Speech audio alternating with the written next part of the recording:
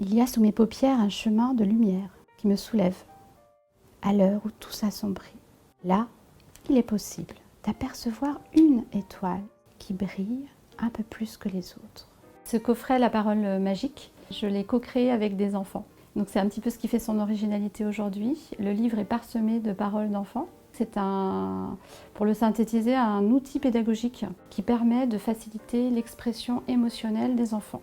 Il y a plusieurs étapes qui sont proposées. On peut choisir de les utiliser une par une seule ou tout à la fois. Et dans ce cas-là, on crée un temps de partage ou carrément un atelier de parole dans une école, par exemple. Même si on s'adresse à travers le jeu aux enfants, les principaux intéressés de ce coffret sont les adultes qui accompagnent les enfants. Donc les parents qui veulent créer des temps de partage en famille, les professionnels, soit de l'enfance, soit de la santé, les animateurs périscolaires, les ADSEM, les enseignants pour démarrer un groupe classe ou lancer une activité, ou pour créer des cercles de parole. Un enseignant, par exemple, va pouvoir créer un atelier philo à partir de ce jeu.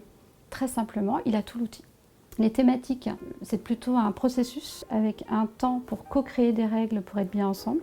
Donc la loi n'est plus une injonction, mais quelque chose qui se co-crée. C'est quelque chose d'assez innovant. Les enfants n'ont pas l'habitude qu'on leur demande de participer aux créations des règles. Ensuite, il y a l'étape de la dépose d'émotions. Ça devient un outil qui est un petit peu plus utilisé aujourd'hui dans les écoles, l'expression émotionnelle, la météo émotionnelle. Ensuite, il y a l'étape qui est une étape méditation, de pleine présence, un temps très court qui permet de se centrer, d'écouter la musique du silence. Et puis enfin, il y a l'étape du tirage de la carte secrète qui va concerner soit un enfant si le tirage est individuel, soit tout un groupe. Cette question secrète, elle est reliée au livre par une méditation, un petit voyage méditatif.